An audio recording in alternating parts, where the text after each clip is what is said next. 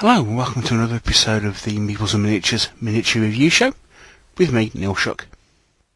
On today's show I'm going to be looking at a recent release from Heresy Miniatures, and that is his new Goblin range. I've always been a huge fan of Andy Foster. He's a very talented sculptor and I really love especially some of the fantasy football miniatures that he's sculpted.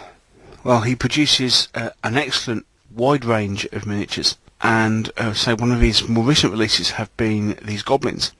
Now he started off by releasing a set of archers, and we've got a selection of packs to review here. We'll start off with the Goblin Hero, who is equipped with a sword and shield. I must admit I had a few problems getting some decent photographs of this particular miniature, I'm not quite sure why. You can see from this photo in the pack that the miniature comes with a separate sword and shield. You can also see that the sword and shield actually have a fair amount of flash around them. That was one thing I found a little bit disappointing about this particular model. However, you can see from this one decent picture that I did get that the figure is really well animated and very well sculpted. I've included a full picture of the Goblin Chieftain taken from the Heresy website, just so you get a full idea of what this figure looks like. I think the decision to sculpt these figures wearing furs and bit of leather really makes them look quite feral, and that can be seen slightly better with the look of this champion. Again, this guy is now armed with a sword and a bow, and once again you can see there's a couple of issues with a bit of flash around the mould lines. There's a mould line down front of this guy's face. Again, the thing that strikes me is the dynamic pose, but also the detail in the sculpting. If you look at the back of this guy, you'll see how quivers all kind of strapped up, and it reminds me a lot of the Conan sort of look, which you can see on movie posters at the moment with the remake of that particular film in theatres. So, very kind of primal, feral looking creature, which makes a nice change to the way goblins are normally portrayed. Here we see the command group, which is another pack. You have a musician and standard bearer. Obviously the standard bearer comes with a separate bow. I'm actually showing it still attached to the sprue here, but he'll be holding that down in front of him. The one thing you don't see here is a bull's skull, which goes on top of the banner pole. And again, this whole feral fur type barbarian almost type thing that you don't really tend to associate with goblins is going on in these particular models. Again, as we look at the back of these figures, you'll see wonderfully picked out fur. I mean, these would be fantastic to dry brush. Really looking forward to these, actually. You know, there's a lot of detail to pick up with wash and dry brush technique, and these miniatures suffering a lot less from mould lines and flash. If we go on now to look at some of the basic troopers, again, in one or two parts, mostly one. You've got a couple here though. One has a separate quiver, one has a separate bow, and they carry on this wonderful feral look that they have.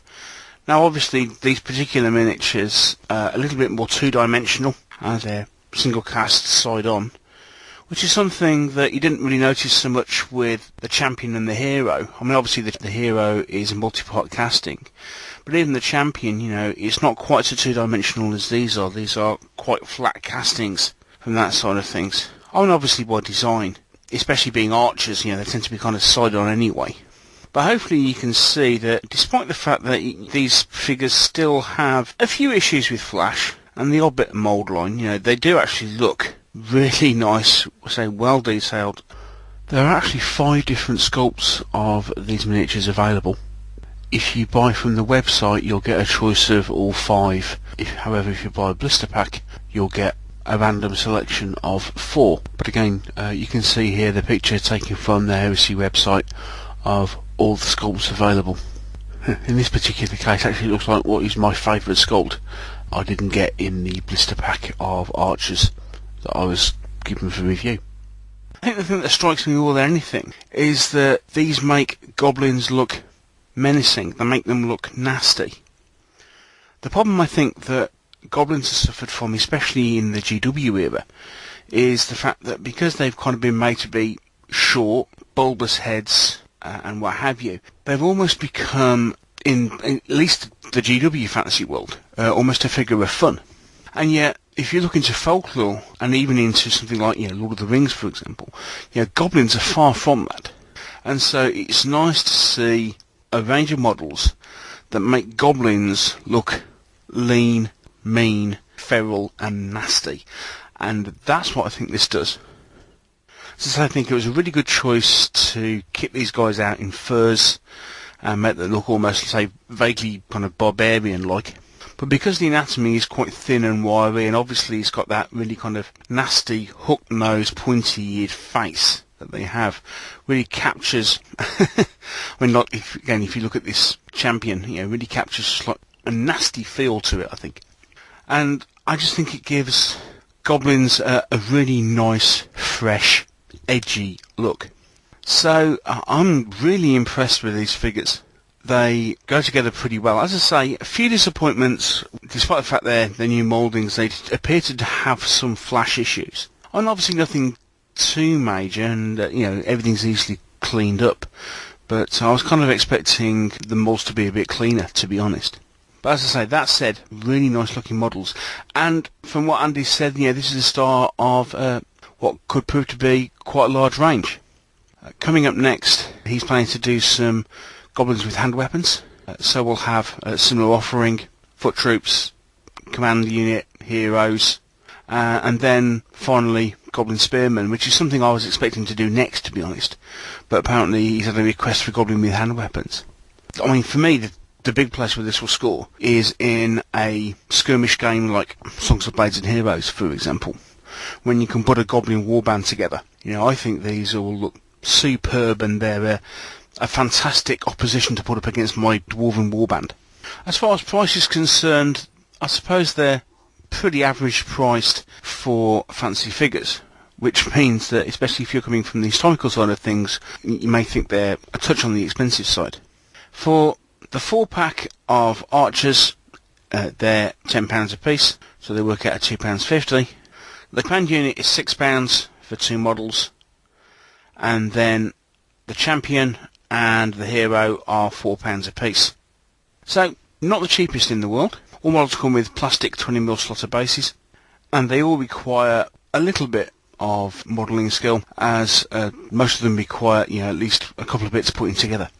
The only thing that we major is that, from the look of things, I think the Goblin Hero's hand with a sword could probably do with pinning to his wrist. Other than that, everything's fairly straightforward to assemble. So, from my side of things, I'd highly recommend you check these out. I love them. I think they're a fantastic addition. Turn goblins back into something to be feared rather than something to be laughed at, which I think is always a good thing. So you can pick these up direct from Heresy. That's www.heresyminiatures.com. Or, Andy is a regular at quite a few UK shows. His postal service is really good. Usually you can expect to receive goods within 3 or 4 days of your order being placed. So, good service, excellent sculptor, great figures. Well worth checking out. Well, that's it for this show. I hope you've enjoyed it. Don't forget to check back soon for more miniature reviews.